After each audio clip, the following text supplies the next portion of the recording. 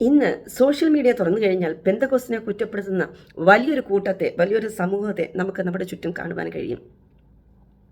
അത് പെന്തക്കോസ്തിനകത്തു നിന്നായാലും ശരി, പെന്തക്കോസ്തിന് പുറത്തു നിന്നായാലും ശരി, പെന്തക്കോസ്തിനെ കുറ്റപ്പെടുത്തുന്നവർ വർദ്ധിച്ചു വരികയാണ്. എന്നാൽ എല്ലാ കുറ്റപ്പെടുത്തലുകളും അത് തെറ്റ് എന്ന് നമുക്കൊരിക്കലും പറയുവാൻ കഴിയത്തില്ല. കാരണം കുറ്റപ്പെടുത്തത്തക്ക രീതിയിൽ കുറവുകൾ പെന്തക്കോസ്തിൽ ഉണ്ടെന്നുള്ളത് നമ്മൾ സമ്മതിച്ചേ മതിയാകും. എന്നാൽ ഞങ്ങളെ ചിന്തിപ്പിച്ചതും രസിപ്പിച്ചതൊന്നും അതല്ല. സകലരുടെയും കുറ്റപ്പെടുത്തലുകൾ കേട്ട് കഴിഞ്ഞാൽ സകലരും കുറ്റപ്പെടുത്തുന്നത് ഒരുപോലെ ലീഡർഷിപ്പിനെയാണ്, അല്ലെങ്കിൽ അധികാരത്തിൽ നിൽക്കുന്നവരെയാണ് കുറ്റപ്പെടുത്തുന്നത്. അതിൽ അധികാരങ്ങൾ തമ്മിൽ കുറ്റപ്പെടുത്തുന്നു, വിശ്വാസികൾ അധികാരങ്ങളെ കുറ്റപ്പെടുത്തുന്നു, പുറത്തുനിന്നുള്ളവരും അധികാരങ്ങളെ കുറ്റപ്പെടുത്തുന്നു, അല്ലെങ്കിൽ സഭയായി ഓരോരുത്തരെ കുറ്റപ്പെടുത്തുന്നതാണ് നമുക്ക് കാണുവാൻ കഴിയുന്നത്. ഇപ്പോൾ കഴിഞ്ഞിടയ്ക്ക് പാസ്റ്റർ KV തോമസ് എന്ന ഒരു മാന്യ അദ്ദേഹത്തെ മുൻപോട്ട് കൊണ്ടുവന്ന് ഒരു ചാനലിരുത്തി അദ്ദേഹത്തിൻ്റെ അനുഭവങ്ങൾ പങ്കുവയ്ക്കുന്നത് നമുക്ക് കേൾക്കുവാൻ കഴിഞ്ഞു.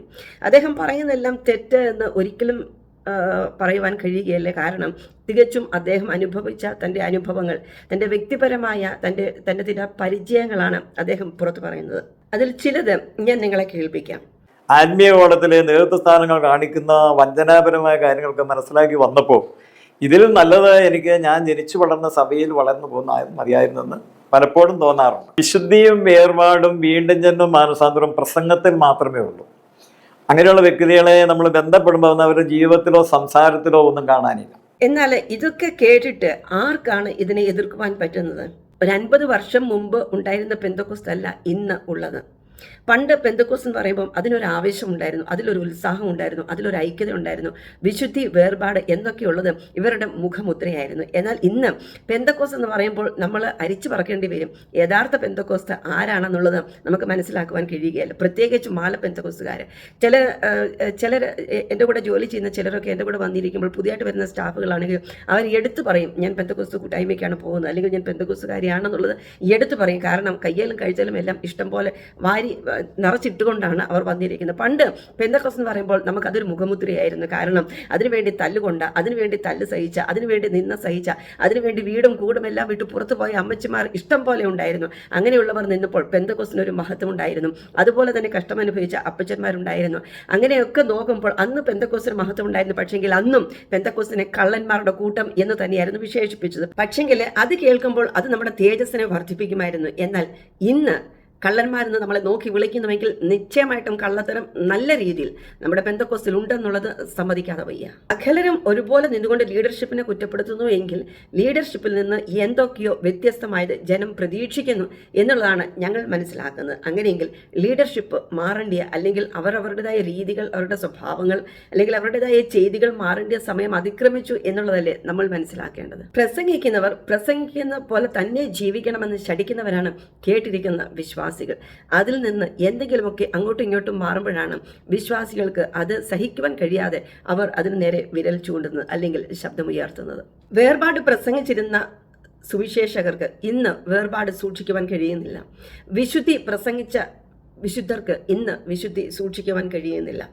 വിശ്വാസം പ്രസംഗിക്കുന്നവർ പുറത്തിറങ്ങി വരുമ്പോൾ വിശ്വാസത്തിന് വിരോധമായി ചെയ്യുന്നത് കാണുമ്പോൾ ജനം മടുത്തു പോകുന്നു. പണത്തിനു വേണ്ടി എന്തും ചെയ്യുവാൻ മടിക്കാത്തവർ, തങ്ങൾക്ക് ലഭിച്ച പദവിയെ നിലനിർത്തുവാൻ വേണ്ടി എന്തും ചെയ്യുവാൻ മടിക്കാത്തവർ, അവർക്ക് വെളിപ്പാടുണ്ടോ, അവർക്ക് ദൈവം എന്തെങ്കിലും നിയോഗം കൊടുത്തിട്ടുണ്ടോ, അവരെ ദൈവം എന്തെങ്കിലും നിക്ഷിപ്തമാക്കിയിട്ടുണ്ടോ, അതൊന്നും അവർക്കൊരു പ്രശ്നമേ അല്ല. എനിക്ക് കിട്ടിയ പദവിയിൽ എങ്ങനെയെങ്കിലും നിൽക്കണമെന്ന് പറഞ്ഞ് അതിനുവേണ്ടി പോരാടുന്നവർ. ഈ പോരാട്ടത്തിൻ്റെ ഇടയിൽ പെട്ടുപോകുന്നത് സഭയിലെ വിശ്വാസികളാണ്. ഇനിയും പാസ്റ്റർ KV തോമസിന്റെ അനുഭവത്തിലേക്ക് വന്നു കഴിഞ്ഞാൽ ഇദ്ദേഹം വളരെ ആവേശത്തോടെയാണ് സുവിശേഷം കേൾക്കുവാൻ തുടങ്ങിയത്. ഇദ്ദേഹം തൻ്റെ സാക്ഷ്യം പറയുന്നത് ഇങ്ങനെയാണ്. എനിക്ക് ചെറുപ്പം മുതൽ ഈ ബൈബിൾ വചനങ്ങളോട് വളരെ ഒരു താല്പര്യമുണ്ടാകും. സുവിശേഷ മീറ്റിങ്ങുകളിൽ ഞാൻ പോകുന്ന ഒരു സ്വഭാവം ഉണ്ടായിരുന്നു. തന്നെയല്ല, ഒരു 30 വയസ്സോടായപ്പോഴത്തേക്ക് അല്പം മദ്യമൊക്കെ ഉപയോഗിക്കുന്ന ഒരു സ്വഭാവം ഉണ്ടായിരുന്നു. അപ്പോൾ ഈ പെന്തക്കോസ്ത് വിശ്വാസത്തിൽ വന്ന വചനമൊക്കെ കേട്ടപ്പോൾ അതിൽ നല്ലൊരു മോചനം ലഭിക്കുകയും പൂർണ്ണമായി ഒരു ദൈവമകനായി ജീവിക്കാൻ സാധിക്കുമെന്നുള്ള ആഗ്രഹത്തോടു കൂടിയാണ് സ്നാനപ്പെട്ട് ഒരു പെന്തക്കോസ്ത് വിശ്വാസിയായി തീർന്നു. ഞാനും പോന്നു, എൻ്റെ ഭാര്യ 4 പിള്ളേരും പോന്നു. അങ്ങനെയാണ് ആ വിശ്വാസത്തിൽ ഇന്ന് വരെ കഴിയുന്നു. അപ്പോൾ അതിനിടയ്ക്ക് എനിക്ക് സുവിശേഷ വേലയോട് താല്പര്യം ഉണ്ടാവുകയും ഒരു 3 വർഷം കഴിഞ്ഞപ്പോൾ ഞാൻ IPC നിയമാനുസരണമുള്ള ഒരു ബൈബിൾ കോളേജിൽ പോയി പഠിക്കുകയും അതിൻ്റെ സർട്ടിഫിക്കറ്റ് വാങ്ങുകയും അതിൻ്റെ പാസ്റ്ററാകുകയും ശുശ്രൂഷ ചെയ്യുകയും ചെയ്തുകൊണ്ടിരിക്കുന്നു. വളരെ ആവശ്യത്തോടെ സുവിശേഷം കേൾക്കുവാൻ തുടങ്ങി. മദ്യപാനിയായിരുന്ന തനിക്ക് താൻ ചെയ്യുന്നത് തെറ്റാണെന്നും അതിൽ നിന്നൊരു മടങ്ങിവരവ് തനിക്ക് വേണമെന്ന് പറഞ്ഞ് സുവിശേഷം കേൾക്കുവാൻ തുടങ്ങി. ആ സുവിശേഷം നന്നായി പ്രസംഗിച്ചുകൊണ്ടിരുന്നത് പെന്തക്കോസ്തുകാരായിരുന്നു. അങ്ങനെ ആ പ്രസംഗത്തിൽ അല്ലെങ്കിൽ ആ വചന കേൾവിയാൽ അദ്ദേഹം അടിമപ്പെട്ടിരുന്ന മദ്യപാനത്തിൽ നിന്ന് ദൈവം വിടുതൽ കൊടുത്തു. ആ വിടുതലിനെ നന്നായി സ്വീകരിച്ച് നന്നായി അതിൽ ആസ്വദിച്ച് ഈ വേലയ്ക്ക് വേണ്ടി ഇറങ്ങി തിരിച്ചു. എന്നാൽ ഒരു കാര്യം ഞങ്ങൾ ശ്രദ്ധിച്ചത്, അദ്ദേഹം പറയുന്നത് അദ്ദേഹത്തിൻ്റെ ഇഷ്ടപ്രകാരം, അദ്ദേഹത്തിൻ്റെ ആവേശത്തിൽ, അദ്ദേഹത്തിൻ്റെ ഉത്സാഹപ്രകാരമാണ് സുവിശേഷ വേലയ്ക്ക് ഇറങ്ങിയത്. അങ്ങനെ IPCയിൽ ചെന്ന് ഒരു ബൈബിൾ കോളേജിൽ ചെന്ന് പഠിച്ച് പാസ്സായി സർട്ടിഫിക്കറ്റും കയ്യിലാക്കി. ആ സർട്ടിഫിക്കറ്റ് നിമിത്തം ആരോ എവിടെയോ ഒരു ഉപദേശിയാക്കി വെച്ചു, ഉപദേശിയല്ല പാസ്റ്ററാക്കി വെച്ചു. ആ പാസ്റ്റർഷിപ്പിൽ തുടങ്ങി. എന്നാൽ ഇവിടെ എങ്ങും അദ്ദേഹം പറയുന്നില്ല ദൈവം എന്നെ നിയോഗിച്ചെന്നോ ദൈവം എന്നെ വിളിച്ചെന്നോ ദൈവശബ്ദം ഞാൻ കേട്ടെന്നോ അങ്ങനെയുള്ള യാതൊരു കാര്യങ്ങളും അദ്ദേഹം എങ്ങും പറയുന്നില്ല. തൻ്റെ ആവേശത്തിൽ, തൻ്റെ ഉത്സാഹത്തിൽ, തൻ്റെതായ ഇഷ്ടത്തിൽ ഇറങ്ങി തിരിച്ചു ദൈവവേല തിരഞ്ഞെടുത്തു. അതിൽ നിലനിന്നു 42 വർഷം മാത്രം. അതിനെ തികയ്ക്കുവാൻ കഴിഞ്ഞില്ല. ദൈവത്തിൻ്റെ വചനം പറയുന്നത് എബ്രായ ലേഖനം 13 അധ്യായത്തിൽ ഇങ്ങനെ വായിക്കുന്നു, നിങ്ങളെ നടത്തിയവരുടെ ജീവാവസാനം ഓർത്ത് അവരുടെ വിശ്വാസം അനുകരിപ്പിൻ. അങ്ങനെയെങ്കിൽ ഇങ്ങനെ വീണു പോകുന്ന, ഇങ്ങനെ വന്ന് പിന്മാറ്റം അനുഭവിച്ച് വന്നിരുന്ന് പറയുന്നവരുടെ വാക്കുകൾ കേട്ട് നമുക്ക് എന്താണ് ധൈര്യപ്പെടുവാനുള്ളത്?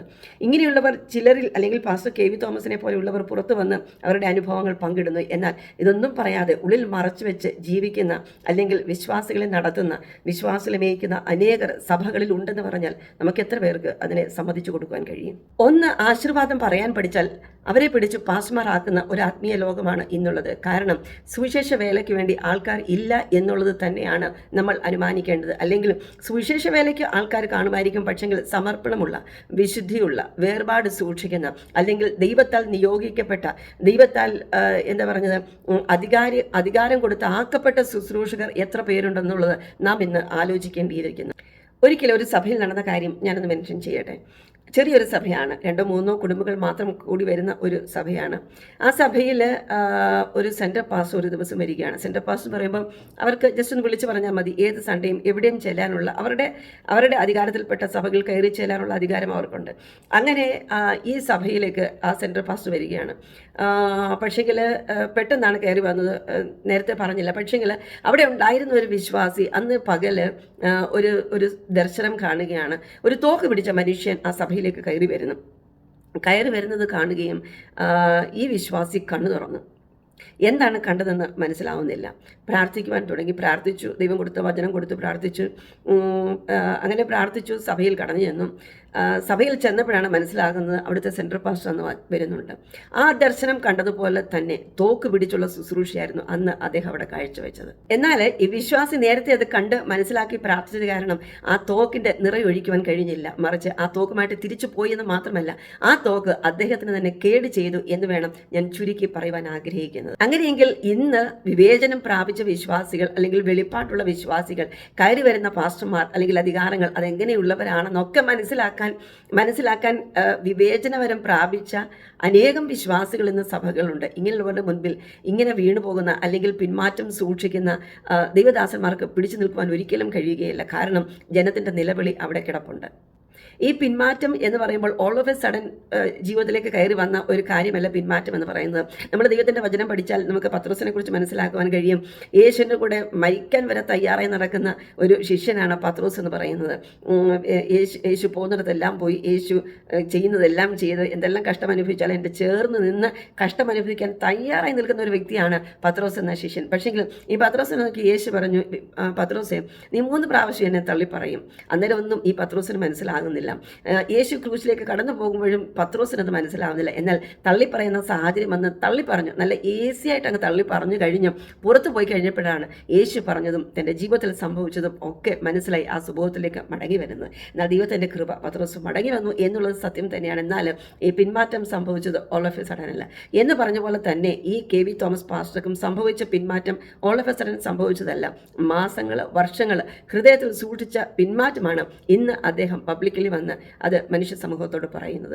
അങ്ങനെയെങ്കിൽ നമുക്ക് ചുരുക്കമായിട്ട് മനസ്സിലാക്കുവാനുള്ളത്, ഇദ്ദേഹത്തിൻ്റെ കീഴിലിരുന്ന് പഠിച്ച വിശ്വാസികളുടെ കാര്യം എന്താകുമെന്നുള്ളതാണ് ഞാൻ ചിന്തിക്കുന്നത്. ഇദ്ദേഹത്തിൻ്റെ കൈവപ്പ് ശുശ്രൂഷ, ഇദ്ദേഹത്തിൽ നിന്ന് കർത്തൃമേശ പ്രാപിച്ചവർ, ഇദ്ദേഹത്തിൻ്റെ കൈ കീഴിൽ സ്നാനമേറ്റവരെ ഒക്കെ കാര്യം ചിന്തിക്കുമ്പോൾ എനിക്ക് സത്യത്തിൽ വേദന തോന്നാറുണ്ട്. കാരണം ജനത്തെ ശുശ്രൂഷിക്കുമ്പോൾ ഇദ്ദേഹത്തിൻ്റെ ഉള്ളിൽ പിന്മാറ്റമുണ്ട്, ജനത്തെ അനുഗ്രഹിക്കുമ്പോൾ ഇദ്ദേഹത്തിൻ്റെ ഉള്ളിൽ പിന്മാറ്റമുണ്ട്, ഇദ്ദേഹം ചെയ്യുന്ന സകല ശുശ്രൂഷയിലും ഈ പിന്മാറ്റം ഉള്ളിലുണ്ട്. മനസ്സിലാക്കുക, അധികാരങ്ങളിൽ നിന്ന് നമ്മളിലേക്ക് പകരപ്പെടുന്ന ഒരു ആത്മാവുണ്ട്. ഇങ്ങനെയുള്ള അധികാരങ്ങളെ നമ്മൾ മനസ്സിലാക്കി മാറി നിൽക്കുന്നതാണ് നമുക്ക് എല്ലായ്പ്പോഴും സുരക്ഷിതം. പണ്ട് എലീശ എന്ന് പറയുന്ന ഒരു പ്രവാചകൻ തിരിഞ്ഞു നോക്കി കുറച്ച് കുട്ടികളെ ശാസിച്ചു. മൊട്ടത്തലയ എന്ന് വിളിച്ചത് ഇഷ്ടപ്പെട്ടില്ല. അപ്പോൾ ഉണ്ടായ സങ്കടത്തിൽ ആ കുട്ടികളെ ശപിച്ചു. കരടി വന്ന് പിടിച്ചുകൊണ്ടുപോയി. അഭിഷേകത്തെ ചുമന്ന് ജീവിക്കുന്ന ദാവീദ്, അഭിഷേകത്തിൽ നിറഞ്ഞ് ശുശ്രൂഷ ചെയ്യുന്ന ദാവീദിനെ കണ്ട് സഹിക്കാനാവാതെ അസൂയ പൂണ്ട ശൗൽ കയ്യിലിരിക്കുന്നത് കുന്തം. പലപ്പോഴായി കുന്തം ചാണ്ടി ദാവീദിനെ നശിപ്പിക്കാൻ നോക്കി. ഇങ്ങനെയുള്ളവരും അധികാരങ്ങളിൽ ഉണ്ട്. മുൻപോട്ട് യാത്ര ചെയ്യുമ്പോൾ യേശുവിൻ്റെ കൂടെ നടക്കുന്ന സ്വന്തം ശിഷ്യൻ മറ്റാരുമല്ല, പത്രോസ്. അവസരം കിട്ടിയപ്പോൾ വാളെടുത്ത് കാതറുത്തു. യോനയെപ്പോലുള്ള പ്രവാചകന്മാർ, ഞാൻ പറയുന്നത് അതുപോലെ തന്നെ സംഭവിക്കണം, ഇല്ലെങ്കിൽ എൻ്റെ ഡിമാൻഡ് കുറഞ്ഞു പോകുമെന്ന് പറഞ്ഞ് പ്രവചിക്കുന്ന പ്രവചനത്തിനൊത്തവണ്ണം ജനത്തെ അനുഗ്രഹിക്കാനോ അല്ലെങ്കിൽ അതിന് വിരോധമായിട്ട് നിന്നുകൊണ്ട് അവരോട് സഹതാപം തോന്നി, കരുണ തോന്നി അവരെ വിടുവിക്കാനോ മനസ്സിലാതെ ഞാൻ പ്രവചിക്കുന്ന അതുപോലെ നടക്കണമെന്ന് പറഞ്ഞുകൊണ്ട് ശഠിക്കുന്ന പ്രവാചകന്മാർ, ഇങ്ങനെ വളരെയേറെ ഒരു ഗ്രൂപ്പ് ഈ അധികാരത്തിൽ നിൽക്കുമ്പോൾ ജനങ്ങൾ, നമ്മൾ വിശ്വാസികൾ എത്ര അധികം സൂക്ഷ്മതയോടെ ജീവിക്കണം. ഇല്ലെങ്കിൽ അവരുടെ ജീവിത അവസാനം കണ്ട് നമ്മളും പതറിപ്പോകും. അവരുടെ ജീവിത അവസാനം കണ്ട് നമ്മളും വീണുപോകും. അവരുടെ ജീവിത അവസാനം കണ്ട് നമുക്കും സംഭവിക്കാൻ പോകുന്നത് ഈ പരാജയം മാത്രമായിരിക്കും.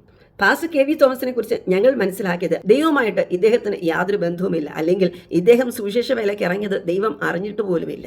ഇദ്ദേഹത്തിൻ്റെ ആവശ്യത്തിൽ, ഇദ്ദേഹത്തിൻ്റെ ഉത്സാഹത്തിൽ, ഇദ്ദേഹത്തിൻ്റെതായ ചില ധാരണയിൽ ഇഷ്ടം തോന്നിയ സുവിശേഷ വേലയ്ക്ക് ഇറങ്ങിയതാണ്. അതുകൊണ്ട് 42 വർഷം തികച്ചും അതിനപ്പുറം ജീവിത അവസാനത്തിലേക്ക് കൊണ്ടെത്തിക്കുവാൻ കഴിഞ്ഞില്ല എന്നുള്ളതാണ് ഞങ്ങൾക്ക് മനസ്സിലാക്കുന്നത്. ദൈവത്താൽ നിയമിക്കപ്പെട്ടവരുണ്ട്, ദൈവത്താൽ അയക്കപ്പെട്ടവരുണ്ട്, ദൈവത്താൽ അധികാരപ്പെടുത്തിയവരുണ്ട്. അവർക്ക് മാത്രമേ ശുശ്രൂഷയിൽ നിൽക്കുവാൻ കഴിയത്തുള്ളൂ. ഇങ്ങനെയുള്ളവർ ശുശ്രൂഷ ചെന്ന് കഴിഞ്ഞാൽ ജീവൻ പ്രാപിച്ചിട്ടില്ലാതെ എന്തിനു പറയണം, ജീവന്റെ ഒഴുക്ക്, ജീവന്റെ സമൃദ്ധി അനുഭവിക്കുന്നത് നമുക്ക് നന്നായിട്ട് ആത്മാവിൽ അത് മനസ്സിലാക്കുവാൻ കഴിയും. അല്ലാത്തവർ എഴുന്നേറ്റ് നിന്ന് കഴിഞ്ഞാൽ ആ സഭയെ മുടിക്കുമെന്ന് മാത്രമല്ല, ജീവനുള്ളവരെ പോലും വെറുതെ ജീവച്ഛവമാക്കി ഇല്ല താഴ്വരയിലെ അസ്ഥി കൂടങ്ങളുടെ കൂട്ടത്തിൽ കൊണ്ടിടുമെന്നുള്ളത് എൻ്റെ അനുഭവമാണ്.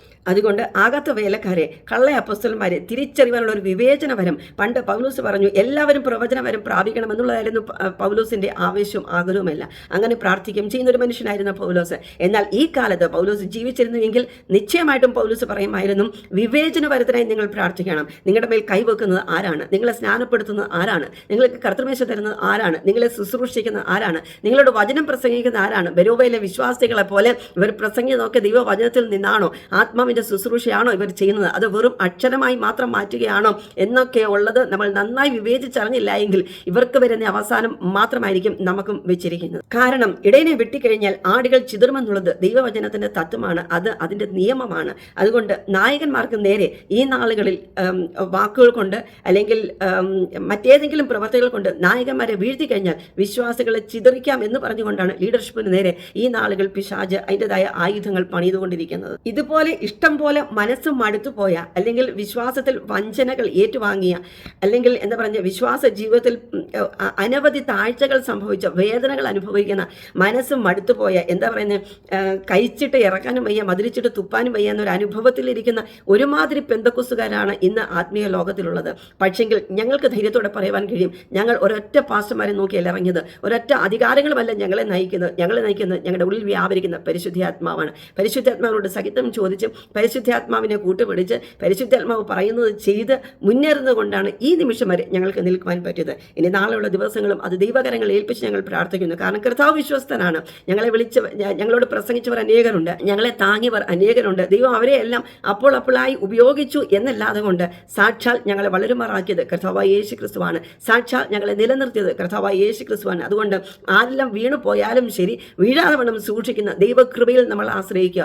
വിശ്വാസികളായി നമ്മൾ വഞ്ചിക്കപ്പെടരുത്. കാരണം ഇതുപോലെ അനുസരണം കെട്ടവരുണ്ടെങ്കിൽ, ഇതുപോലെ മനസ്സ് മടുത്തവരുണ്ടെങ്കിൽ, ഇതുപോലെ പിന്മാറ്റമുള്ളിൽ സൂക്ഷിക്കുന്നവരുണ്ടെങ്കിൽ, ഇതുപോലെ വിശ്വാസ വഞ്ചകന്മാരുണ്ടെങ്കിൽ, ദൈവത്തിന്റെ വചനം പറയുന്നു, വ്യാജത്തിന്റെ വ്യാപാര ശക്തിക്ക് വേണ്ടി വേണ്ടി ദൈവം അവരെ അടിമപ്പെടുത്തിയിരിക്കുകയാണ്, അല്ലെങ്കിൽ വ്യാജത്തിന്റെ വ്യാപാര ശക്തി അയച്ചിട്ട് ദൈവം ഇവരെ പിന്മാറുമാറാക്കും എന്നുള്ളത് നിശ്ചയമായ കാര്യം തന്നെയാണ്. ഇങ്ങനൊരു വഞ്ചനയിൽ പെട്ടുപോകാതിരിക്കണമെങ്കിൽ നമ്മൾ ഈ അധർമ്മമൂത്തികളുടെ ശ്വാസത്തിൽ നിന്ന് മാറി നിന്നുകൊണ്ട്, അവർ സഭയിൽ തന്നെ ഉള്ളവരാണ്, അവർ സഭയെ നയിക്കുന്നവരാണ്, അവർ സഭയിൽ പ്രസംഗിക്കുന്നവരാണ്, അവർ സഭയുടെ ലീഡേഴ്സ് ആയിരിക്കാം. എന്നാൽ ഇങ്ങനെയുള്ളവരുടെ വായിൽ നിന്ന് വരുന്ന ശ്വാസം അത് അധർമ്മത്തിന്റെ ശ്വാസമാണ്, അത് വ്യാജത്തിന്റെ വ്യാപാര ശക്തി എന്ന് മനസ്സിലാക്കേണ്ടി വരുന്നത് ഓടി രക്ഷപ്പെടുക മാത്രമല്ലാതെ നമുക്ക് മറ്റൊരു പോംവഴിയില്ല. എന്നാൽ ദൈവം വേണ്ടതെല്ലാം തക്ക സമയത്ത് ഭംഗിയായി ചെയ്തുകൊണ്ട് നമ്മളെ അന്ത്യം വരെ നിർത്തുവാൻ വിശ്വസ്തൻ എന്നുള്ളത് ഞങ്ങൾ മനസ്സിലാക്കിയിട്ടുണ്ട്. ആ വിശ്വാസം നിങ്ങളോട് വിളിച്ചു പറയുന്നു. ദൈവം നമ്മെ ഏവരെയും സഹായിക്കട്ടെ.